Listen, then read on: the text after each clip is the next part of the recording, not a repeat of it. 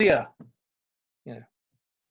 Yeah. So I'll ask everyone to mute yourself. So if there is any requirement, we'll ask you to unmute and you can ask questions or you can interact. So Ask Nick webinar on provocative change work, hosted by Basics and the next Basics KG. So welcome everyone. So Nick is already here. I was wondering what to talk about Nick. And by the way, I realized late that I have not shared link with him. Rather, I have shared link with everyone. So now I was wondering what kind of provocation is he going to make. So he was so cool and calm, and he was in the here and now. So a little introduction about Nick. So it's all here. You can read as well. But what I understood was is one of the prominent NLP based practitioner, or you call a kind of authenticity that he brings to the practice. And the way that he works, he had worked with Steve Andreas, and then Connery Andreas, and then most importantly, the work that he is doing is connected with Farrelly, who had been with Carl Rogers. So Carl Rogers, as we all know, he was an exponent of Gestalt. Client-centered therapy. Of course, is an exponent of existential approach that is called person-centered therapy. And from him, Farley, he worked with him, and then at one point in time he realized that with a client mostly, I think Nick can speak about Farley and how he came with this approach of provocative therapy. And from there, the PCW has evolved. It's called Provocative Change Works. So it is not now as provocative therapy. It has evolved, like human beings have been evolved from the single cellular beings. So a lot of provocation has been done, I think, till now, and still provocation is going on. Anyway, we have been provocated by coronavirus now. So here we are. I'm not going to take much time. Over to Nick. Okay, so me now, yeah? Okay, my background, as it says here, was originally in business. So I was very used to working with people and problem solving in a business context. Most of the work I did was in recruitment. So it was finding people for different companies. I did my background also was in NLP, and then I met Frank Farrelly in, it would be 2004. And I read about Frank. Frank trained with Carl Rogers, just as we just said, and he did the typical client-centered therapy, which was very well used around the world. And the sessions would go on, between the therapist and the client. And Frank was working with a teenager in Wisconsin, USA, and he was in his 83rd session. Imagine that, 83 sessions with a client. I'd want to throw myself off a tall building if I got past more than 15 sessions. And in the 83rd session, Frank was completely exhausted with all the conversation and said something like, is any of this any use at all?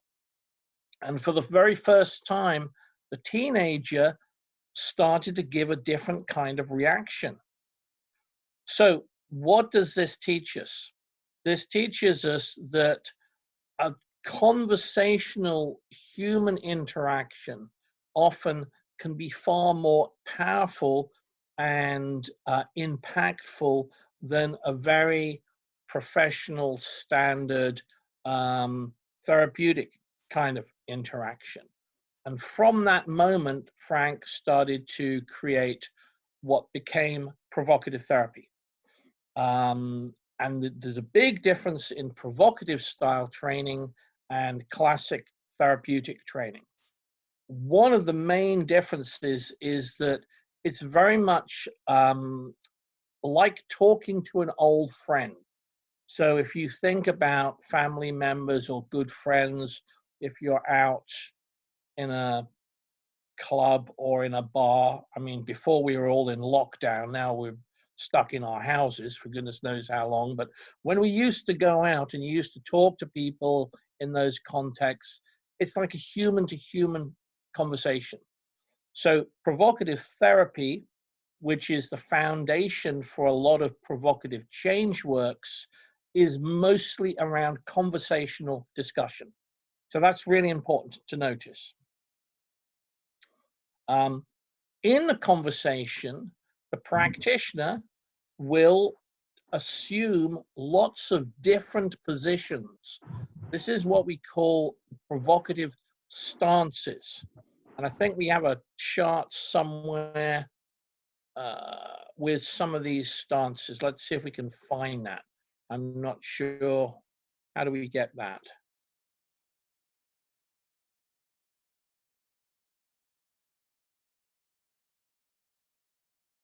Help.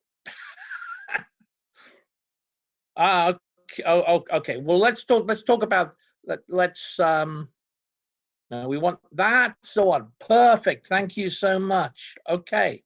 Now, if you look at this chart, you will see 27 different stances. This is not like these are different options or ways that you can react in a client session. Many of these, all of us, all around the world, will use in normal conversation. So, for example, let's just take an example here. Okay, speaking louder. I don't think there'll be anybody, even in India, who has never spoken louder or spoken quieter. So those are two simple examples of how you might work in conversation. This may sound very, very simple, but when you talk louder, it has a particular effect. And when you reduce your voice and you talk quieter, that also has an effect. So those are very simple examples. Those people here who've done NLP, and my guess is a lot of different people here have done some kind of NLP background or have an awareness of NLP, will recognize universal, which is chunking up into like big, more universal things, or chunking down or going into details would be the opposite. So if I was talking to a client about adopting this particular stance, the universal stance, I would talk about the big nature of things. So I might talk about, well, for example, at the moment, the universe has decided that the hyperactive humans on the planet, that's it. You're going to have to all stay at home. It's like a karmic retribution for all of you. Whether you like it or not, there's going to be no planes, no trains, no cars, nothing. The carbon footprint of the planet will improve massively in a very short period of time. That would be universal, talking about things in universals. If we go into details, we're talking about very specific things. So everything is detail, detail, detail. So that's quite different in terms of a dynamic. So those are two simple examples. When I saw Frank Farrelly work, initially I was completely confused by what he was doing. It made no sense to me whatsoever. I thought it was funny, but it seemed complete anarchy until I realized that he was working in a very precise and very detailed way. Other stances that would be used in working with clients using PCW would be the pause stance. Often in therapy, in NLP, and in coaching, the practitioner or the coach just talks and talks and talks and there's no pause for anything whatsoever. But often if you use pauses in client sessions, that also provokes or stimulates a response from the client. Just like now, I've just stopped and your brain will be going, is my technology working okay? What's he going to say next? You're waiting for the next piece of information. So in client exchanges, pauses can be very, very, very useful. I'll give you a couple more examples talking about these stances. These stances, by the way, there are many, many different variations you can use depending upon what's happening with what the client problem is. If we take, let's take, okay, references to time. That's another one which is quite well known in terms of NLP. Everything is talking about in relation to time. How old are you? How long have you had the problem? How long do you think you might have the problem? How often do you think about the problem?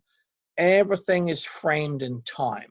And then I'll give you a couple of more sort of like quick ones. One of my favorite ones, it's not your fault. So the practitioner will adopt all the reasons why the client is no fault of the client, why they have the problem that they have. And they will give lots and lots of different examples as to why everything else is to blame. The opposite of that would be, it's all your fault, where you blame the person. And then we have the relaxation or the hypnotize the client, which is the ability to take the client into a more relaxed state. So this is a really quick overview of some of the ways that the practitioner or the coach will adopt when working in the client session. And the practitioner will always encourage the client to think differently. So the practitioner is not giving the client a preset set of information. They're always encouraging them to think differently by challenging the generalizations. Let's pull up the graphic for the here and now, because that's a good one. Yeah, Nick. What we will also ask them is, while Nick is talking and explaining, can you all look into, and if you can post your questions, I think we can also post it to him, and you'll be in a better space to take it and answer it. Oh yeah, I'm happy to ask any questions you want, because this is a very different way of working. When I first saw Frank Farrelly work, I literally was completely confused. I mean, I was fascinated, but totally confused. My brain was going, what is going on here? But I could see two things that I could see very quickly. One is the client was really engaged in the session. So in the actual session, the client was not going to fall asleep. They were really engaged in the session. And the second thing I noticed was that there was a dynamic change happening because the client was engaged in the session. So it's like when you're talking to an old friend, you get involved in a conversation. The conversation goes backwards and forwards. And what happened is that the client started to think about things differently. So let's remember the story about Frank Farrelly and the teenager. Imagine this: if you had been working with somebody for 82 sessions, you've basically said everything you can say in every way you can say it. And then finally, when Frank said, is any of this of any benefit? That was completely outside the normal way in which the client would expect. So that provoked or stimulated a different response. And this is all about stimulating or provoking something different, take people out of the old problem state into starting to think differently. Does anybody have any questions on any of that first bit so far? Nick, what we will do is let them pose the questions and then we can take it after some time. So Okay. meanwhile, if it is okay that we can have a volunteer so that you can have a demonstration like for the next 15 to 20 minutes. Is it okay? Sure. Happy to do that. So some brave Indian person will now step forward. We need someone to step forward. Who is going to volunteer? Yeah. I don't mind being one. All right. I can hear a voice. Okay. It sounds like a woman. So. Yes. What's your name? Hello. Sitara. Yes. Right. So where are you from, Sitara? Keep yourself muted. I'm from Bangalore, Nick. Okay, I love Bangalore. Bangalore, I've been to Bangalore many times. My wife loves, her favorite food in Bangalore is idli. You know, she just goes, every time we have breakfast in Bangalore, she goes, idli. So I suppose that's the safest option you have. It is. I mean, I think it's I think it's absolutely fantastic. Okay, so let's do say maybe sort of like 15 minutes or so. I'll be the practitioner, and you give me some kind of problem or issue that you want to have a different way of thinking about or different way of working, you know, and then I will work as if you know, as you being a real client. My job is to get you to start to think differently. So you will see me work through some of these different stances in our discussion or our interaction. A very good way to get an experience of being a client. Okay, so Sitara, yeah? Yeah, that's right. Sitara. Okay, so we always... Nick, for a moment. Can we have this time for 15 minutes or 20 minutes? Sure. So let's do 15 minutes and then we can talk a little bit. All right, okay. Thank you. So we start with every session we start, which is a provocative style. We start with what's the problem? And my job is to continue to get you to think about things differently by working conversationally. So here we go. I've got my clock, English time. Okay, so Sitara, what's the problem? Well, nothing to be very specific, but yes, right now I'm occupied with too many things in my mind. I am working in a company. I want to venture out on my own, start a new venture. At the same time, you know, doing these two things simultaneously, I find it really frustrating at home. So yeah, I'm not doing either of it properly. So, okay, so that's where I come from. You're failing spectacularly on both counts. Yeah, that's right. So you think you're going to be like the next Indian Prime Minister or something like that? I wish I reached there, but then, yeah.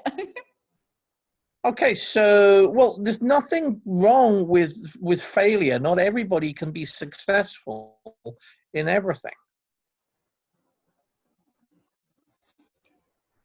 That's right, but then, you know, you have that urge to do something different, you know. Well, when you know you have sometimes the urge might be there, but the universe goes, no. I mean, I'd love to go out to the shops. I mean, today is a lovely day in England. It's sunshine. I'll just show you. Very rare. I'll show you. It's very rare to see this in England. Sunshine. I would love to go out and be in a cafe, have a cappuccino, but the universe says, no, you're going to stay at home. And it's me and my wife, and I've got I'll show you, I've got one of my cats here.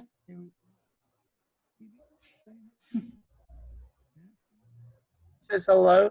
So what we want and what we get sometimes doesn't connect up. Yeah, that's right. There's a sad voice from India goes, yeah, that's right. That's right.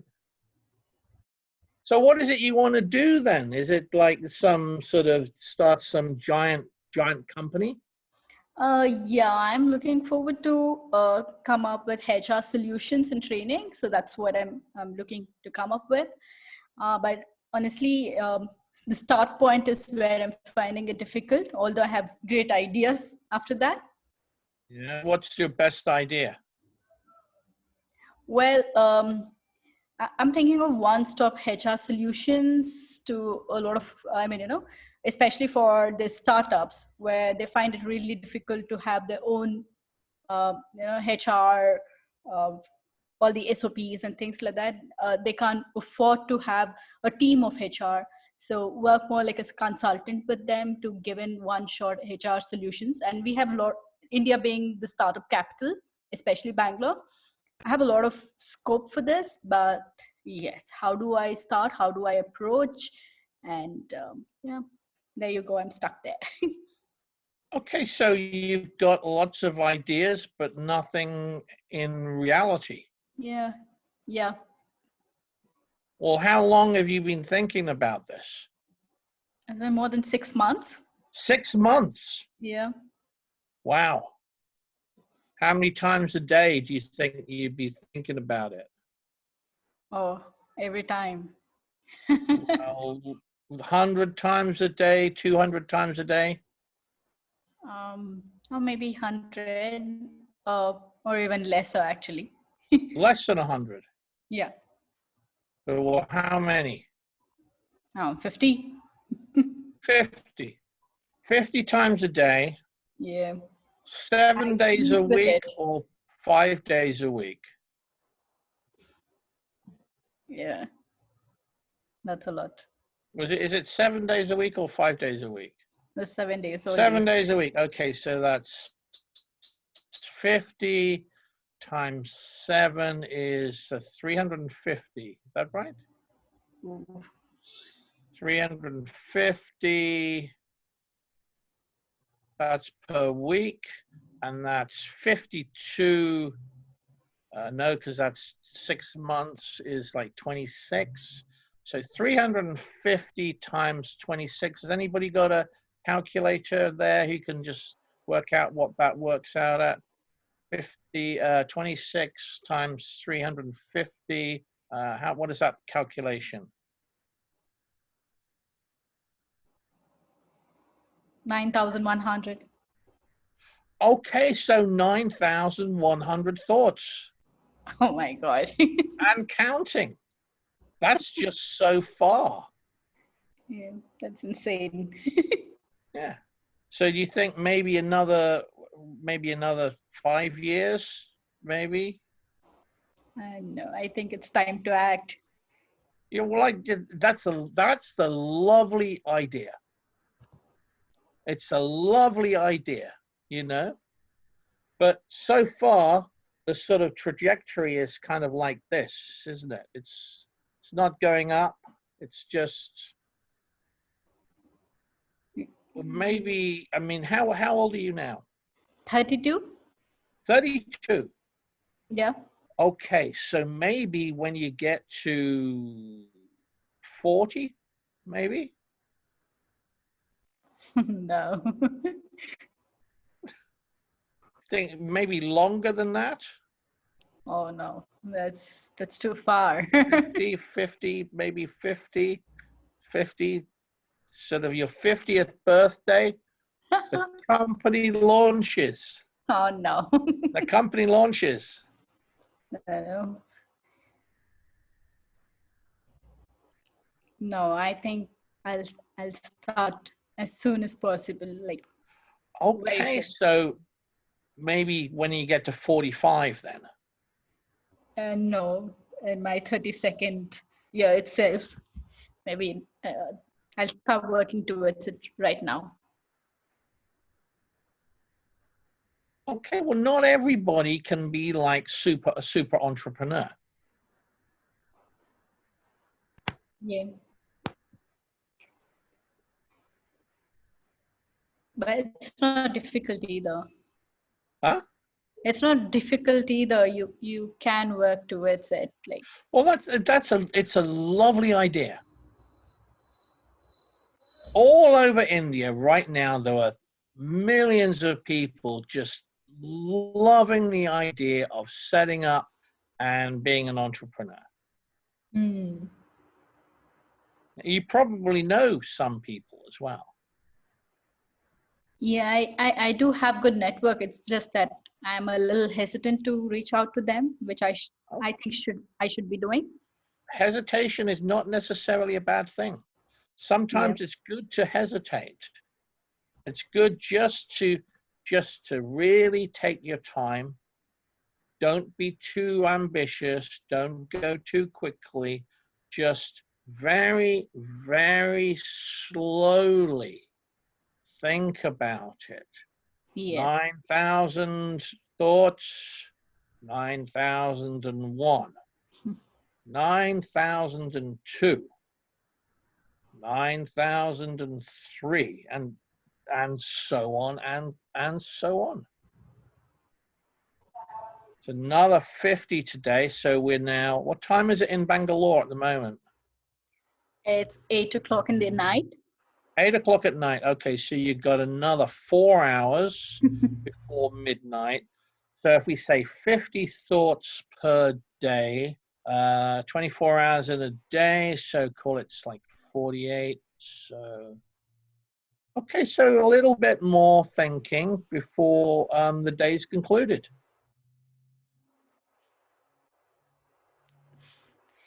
I think, yeah. The thoughts just gonna be there, I think. Yeah. Huh? I think thoughts with streamlining it. You need to streamline it a bit. Streamline it in what way?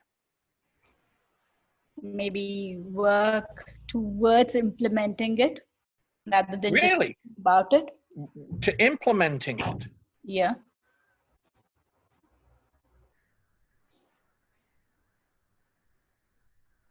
In 2021?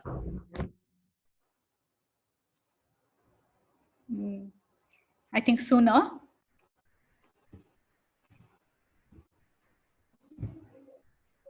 Okay, so what's wrong with that? You've been thinking about it for, you said 6 months.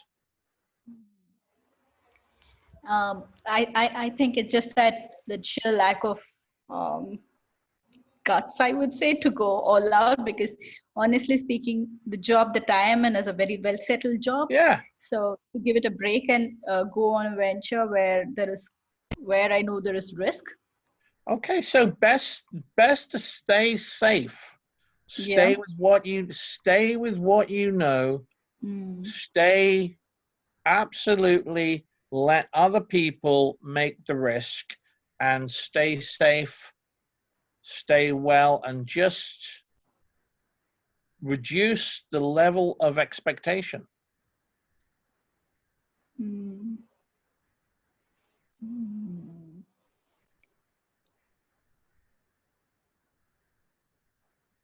Well, then comes the passion.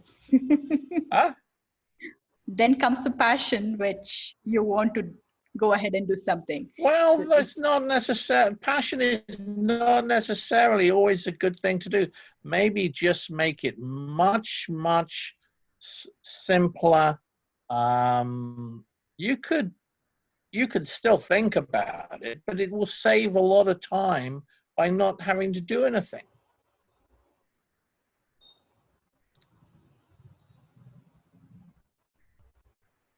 You could have more time for important things like cooking, maybe.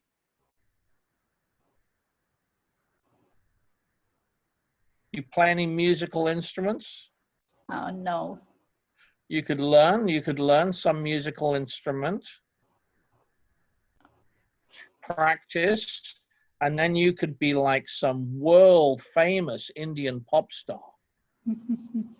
Can you sing? Terribly. Okay, so that's not going to be too good. You've got a family? Yes, I do.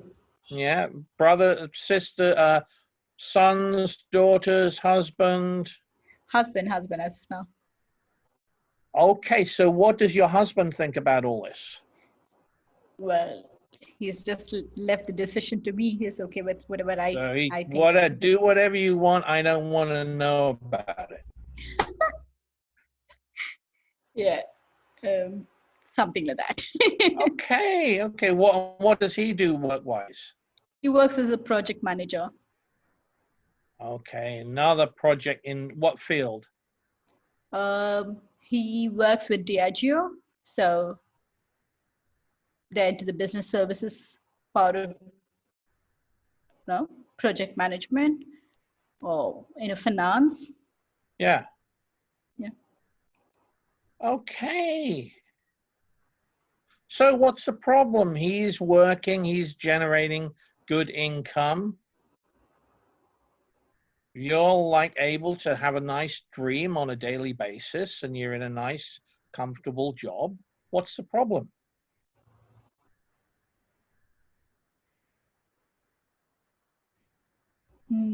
Well, there's no problem as such.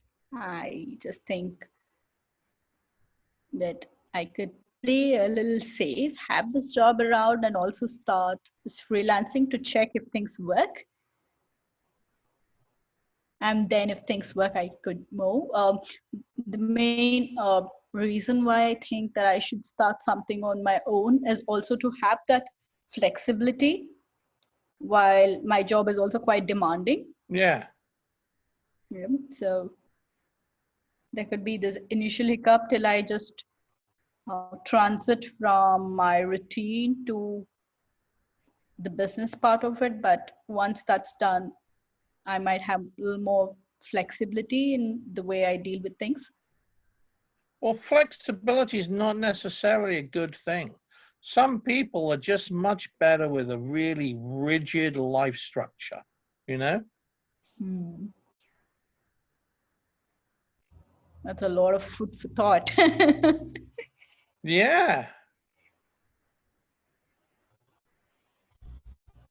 Okay, so we must be around sort of for around 15 minutes or so. Okay. Now, I'm just adopting different positions all the time to what you're saying. I don't necessarily believe any of the positions. I'm just taking different positions. So first of all, do you have any reactions to our conversation? You're asking me? Yeah. Well, yeah, I mean, there's a lot of thoughts going on in my mind, and there's some, I think, things that are not thought of is what came through my mind through the conversation. Like name one thing.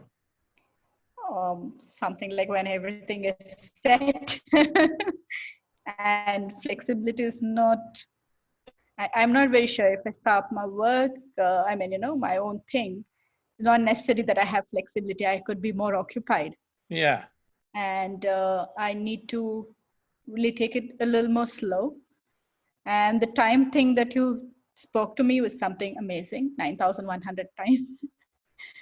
So yeah, a lot of it to actually work on. Yeah. Well, here's the thing. Let me give you some general suggestions. Yes, please. The conversation is to start to when I talk to clients, when I talk to students, I say, start with what you know. Always start with what you know. What you know is you have an idea that you want to follow through, that you have some passion for. Fine. Nothing wrong with that. For 6 months, you've been thinking about it. The question is, what will be different in the next 6 months? If you think about it in exactly the same way, there's a very strong likelihood the same outcome will occur. So usually, and this is a big generalization from Nick, but it's usually true with working with coaching clients, is to begin to simplify. And one of the question I would normally ask a client, and I'll ask you right now, is to say, what's one single useful thing that you can do next that will start to move this in a direction of something actually happening? So think about that for a second. Just think of one thing. Now, while you're thinking about that, let me also mention that sometimes people talk about networking and they'll say, yes, I could do this, but maybe this might happen, or maybe that might happen. So it's like driving a car, but having the handbrake on all the time. They want to go forward, but for whatever reason, there's a hesitancy there. So complete lack of any checking at all is not a useful way to work. But total hesitation also doesn't get you somewhere. So in business, if you want to make something happen, the first thing to think about is, what do I want clearly as the end result? What is my vision for this? And then what are the steps to get to that point? I mentioned the time thing, and you'll see me using the icons. I mentioned the time thing, massive exaggeration on time. I also mentioned the fixate on one thing, which was time, time, time. Everything was like, how long have you thought about it? How old are you? How long is it going to take? Because suddenly it puts things into focus. What it means is that if you want something, or let me give you this as ask you this question. If you only had 28 days to get this project moving in some way, what's the first thing that you would do that's different to what you have been doing so far? I would just work on all the tools that I want to use on and keep that ready so that I can implement it. Okay, now what does that mean? That's a big general, I'm going to work on all the tools is a giant fuzzy cloud of information. That's not anything specific. Give me a concrete example of one thing that you would do in the next 28 days. Well, I would start jotting down the standard operating procedures that needs to be, as an HR, consultant or so. Okay. I need to have how long will that take to do? That'll take a minimum of 15-20 days because you need to focus on each one of it. 20 days. Yeah. Wow, long time. Okay. Is that realistic, 20 days, or should it be more or should it be less? That's quite realistic. Okay, so close your eyes for a second. Sorry? Close your eyes. Picture this and see 20 days starting from tomorrow. See a calendar and you have 20 days. And in your imagination, run through what you do on each day. And I want you to check if this realistic, is it achievable, is it optimistic, or do you need more time? Just check and see. Once you've run it, just practice for a couple of seconds and just check and see if that is realistic, or you need more time, or you need less time. When you've checked, then open your eyes and come on out.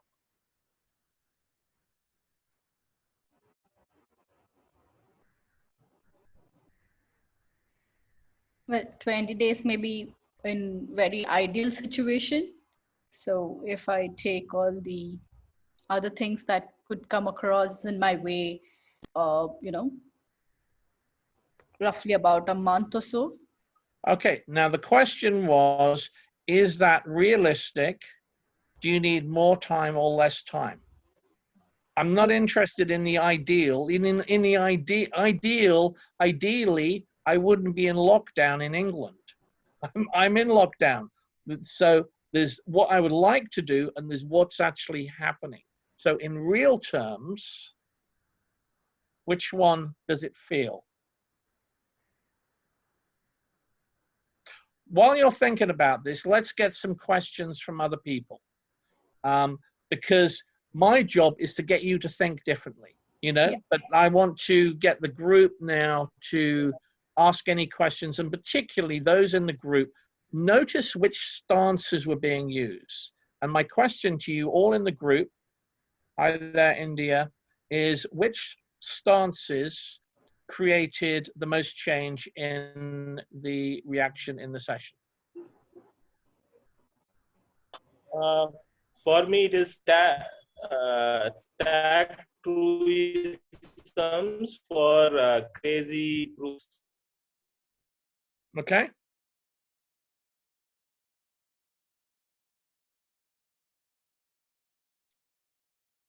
Somebody else? I think it's the timeline question, which made her actually, come alive, if I may use that term. Yeah. I've done this with people before, by the way. I had this with somebody, and I got the calculator out. This was a demonstration, and we got it to like 13 million. Wow. And the client just sat there and went, "Oh my God," because suddenly it highlighted it in a different way. True. You also provocated by making her to think you are very comfortable. Why don't you remind that way? Though there was a passion in her to start a startup, and she has been sitting idly on the thought. Yeah. You provocated by making that. Yeah. Quite often, people, this is not 100% guaranteed, but mostly clients I have, the reason they have the passion, but there's too many ideas, there's too many different elements. They haven't really got it into some kind of prioritizing, or they haven't simplified and thought, okay, what's the most important thing to do next? So the definition is not there. And this is why it just goes round and round. It's like an aeroplane that's circling above in the air and it's not landing. Usually that's one of the components. Okay, somebody else. Reality check. Yeah, in what way? In the sense, you said, not everybody can do it. So Yeah. that's the reality check. Yeah. So it kind of triggers a kind of thing that, but if I work on it, I can do it. So Yeah. that trigger is there. Yeah. When I saw Frank Farrelly first work, he was working with a client in the very first workshop called Caroline. And in this workshop, the client is trying to figure something out. And Frank adopts a position by saying, in life, there are winners and losers. So he makes this great digital divide. And he says, not everybody can be a winner. And she, of course, responds quite strongly in sort of like, yes, but, and it provokes a really strong reaction. So if I say, well, you know, not everybody can. Down rather than provocate and stimulate. Well, here's the thing. In the context, what we know for certain is that right now, the client has not, they have the problem because they keep thinking about it the same way, they feel the same way, and they keep doing the same thing. So here's the question. If they don't think differently, then they're not going to feel differently and they're not going to get anything different. So usually, if I start to talk about, Frank Farrelly talked about this, like blowing up a tire. He would just go, you have all the resources within, you are a good person, you can do this, this, and this. And the client would go, and then the coach would go, you have all the resources. what happens is it's not stimulating the client to take responsibility and do something different. The other thing that's really important is in all working with clients, I talk about what I call psychoeducation. So I will say to all clients in the session, you know, there are things in your life up until now you never thought you could do, guaranteed. Past are things you never thought you could do, and then something changed. Now, it may be the universe went, whether you like it or not, you're going to do it, and you went, oh, actually, that wasn't so bad. It may be you got frustrated to the point where you then decided, right, okay, I'm going to do it, or it may be something else changed. But guaranteed 100%, unless you change how you think, you never change how you feel, and you never change the behavior. So Farrelly's work was to utilize the momentum within the client so they take the responsibility and they affirm wanting to do something different. So when I'm working with herself here and I start to highlight the time element, suddenly she starts to think, whoa, 9,000 thoughts? Oh my God, that seems like, you know, usually there's I need to start to move this on because I don't want to do another 9,000 and then another 9,000. And I exaggerated to like 40 years, and you could see her thinking, suddenly the overall thinking starts to change. So we're always working with what comes back with the client. And I often will have people give me theoretical examples of what if the client thinks this. Well, all the what if questions are imagination. The secret here is to work with exactly what's coming back in the here and now with the client. That's why it requires some training and some degree of skill, if that makes sense. Thanks. Any other questions or comments or observations? Also, I saw that you have used pause very brilliantly everywhere, and summarizing it also made a good impact. And especially a pause with coming up of thing like more time for cooking, learning musical instruments. It actually, I felt that it has triggered something even in me at that point of time where I'm also having a similar situation. So it really triggered a thought process at that point of time. When I worked my first session ever, I was with Frank Farrelly. I was a client in a workshop, and I had a genuine problem. I was somebody in this company who was driving me crazy. And Frank said, okay, he got information. He said, okay, who does the most work? And I said, well, I do the most work. And he said, who gets paid the most? And I said, well, proportionally, he gets paid the most. So we're getting information. I'm expecting him to give me some clear ideas or strategies to do this, this, this, and this. That's what I'm expecting, because that's what I'm used to with NLP and classic coaching. And Frank sits back and he says, well, okay, so he's earning the most money and he's doing the least work. Well, the more I hear about this guy, the more I think he's a really smart guy, your business partner. And I go, whoa, this is not what I want to be hearing. And he says, I think this guy might be a genius. Now, what it does is it just kickstarts me into thinking, okay, I need to do something different. I've thought about it. I've analyzed it to death. I've thought probably 9,000 plus times about the whole situation. Thinking in the same way has not created any change in. And after that session, I thought, okay, now I've got to do something different. Very interesting. It was very interesting being a client. It was a very strange situation where even though I'd done a lot of work for many, many years, and I was teaching other people NLP courses and all sorts of stuff, the first time I was a client, I literally had no idea what was going on, but it sparked me into doing something different. Is it something connected with Milton model, which is slightly modified, this provocative change works? It's interesting. I mean, Frank never spoke to Milton, but Frank did speak to Betty Erickson. And Betty Erickson said that Milton was very interested in Frank's work. I think some aspects of Milton Erickson's work are really quite brilliant.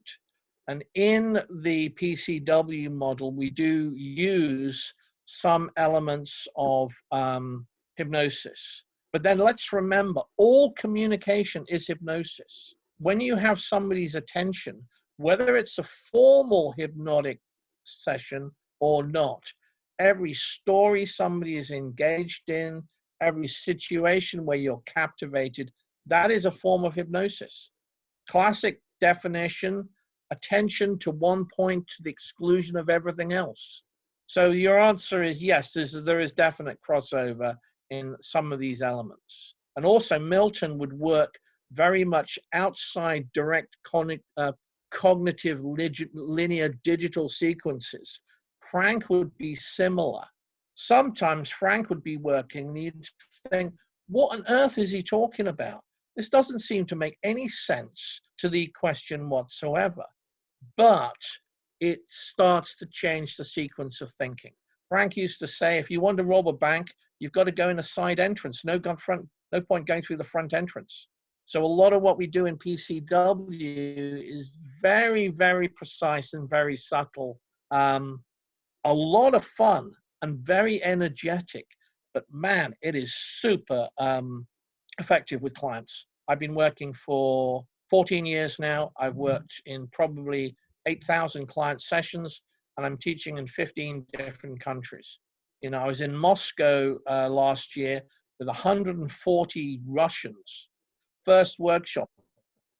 And the model works brilliantly across all demographics, personal development, business, therapy, equally well.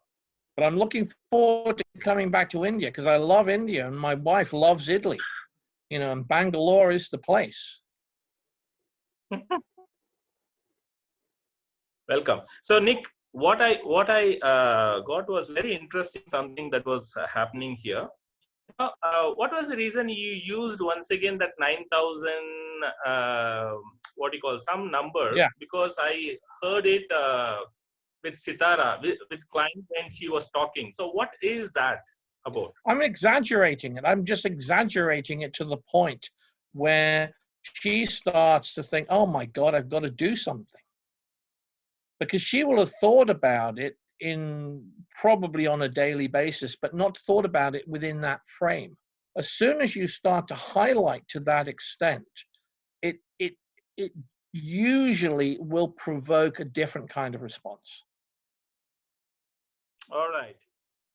So is it a kind of, now where did you hypnotize the client? Is it, sorry? No, where did you hypnotize the client? So for me, it was like... all conversation is all, I didn't do any formal hypnosis, but all communication is hypnotic. People used to talk about having sessions with Frank Farrelly and saying it was like some hypnosis trance because the person was going in and out of different states. You know, they were, every time you talk to the person and especially if you use a lot of sensory rich language, you're taking the person out of their old way of thinking into starting to think differently. Check the fridge. All right. So can we take questions now? Sure. All right. Now, you know, we can take questions. We have another 5 minutes or so because it is 8:30. We'll take questions and then we'll close the session. Okay. So the most intelligent person goes first.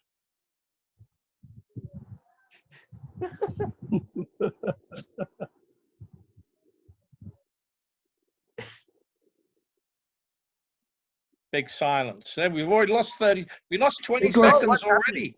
It was a very gentle provocation. I didn't see any provocation coming, but it was so very invisible provocation. Well, the idea is this is not like a James Bond movie where you're torturing some Russian spy. The idea is it's friendly. You know, this is one of the key things when you're working with people. It's friendly. But within that friendliness, it's like talking to an old friend, but you're teasing and you're just, it's all very conversational in that way. But there's an intelligence behind it, which I loved. When I saw Frank working, it made me reassess everything I knew about communication. I had to start from scratch. I said to Frank, I feel equally depressed and inspired at the same time. I'm having to start completely, I'm having to rethink everything, but I'm glad I did.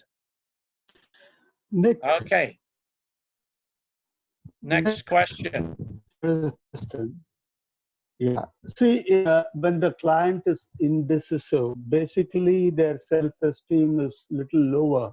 And these provocations, how actually is going to raise their self? Yeah, usually it works extremely well, because when people talk about low self-esteem, usually, not 100%, but usually what happens is they've got far too much internal dialogue, thinking about things in exactly the same way, feeling the same way, and feeling disempowered. Usually that's the case. And also, let's remember, when people say low self-esteem, this is a concept. You can't measure self-esteem. You know, I had a client once who came to me and he said, I've got low self-esteem. I said, right, just stand there for a minute. I got out a tape measure and I just started measuring. And he looked at me and I said, okay, it's borderline. And he started laughing. Now, that's very unconventional, you know, and I'm not suggesting that people do that, because I've been doing this sort of work for years, so I'm very comfortable in being able to improvise and work in the here and now. But my point is that unless I get them to think differently, they're going to continue to feel exactly the same. And the flexibility within this model means, Frank Farrelly said one of his best quotes ever was, he said, throw away your professional dignity in the service of the client. You're there to help the person above and beyond any of your own personal inhibitions, concerns. You're there for the client, you know, and that really is probably the most important thing. Okay, any last minute questions from the great nation of India? We'll take one more question, Nick. Okay, from the most attractive person listening. Okay, I just wanted to say thank you for this webinar, and the previous question, which was talking about some doubt that the person is coming not feeling good about himself or herself, and then we are putting them through this provocation. Yeah. But I really saw, I also had the same kind of thought process, but I saw Sitara coming to life when you were pushing her back, saying that another 5 years, and she immediately responded saying, no, it's time for action. Exactly. So I think, yeah, so learned a lot, and thank you so much. Well, I'm happy. I'm not going anywhere. I'm stuck in England. I'm stuck in the house. So if you want to look at another one of these in a month's time, yes, sure, that's fine. Who knows how long we're going to be? We're not going anywhere. Yeah. You know, we may as well use the time to good effect. Yes. You know. Yeah, we'll connect, Nick. We'll connect. Yes. Mm-hmm. Nick, Right, so one last thing. Thank you so much. I think it was good being a client. Yeah. And yeah, 20 days is enough. You had the question on. Good. Well, go for it. Do not waste time. Yes. Get on it and make it happen. You have an idea of something you want to do. You've thought about it long enough. Now put it into action. Yes, I'm going to do that. Thank you so much. Okay, you're welcome. That's very, very interesting. You have acted on now.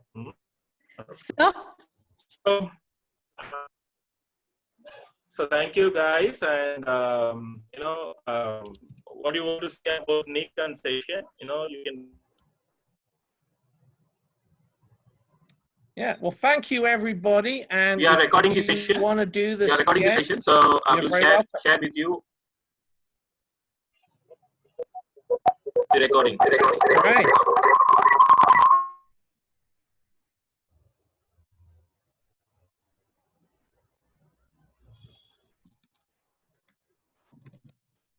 Thank you for a wonderful session.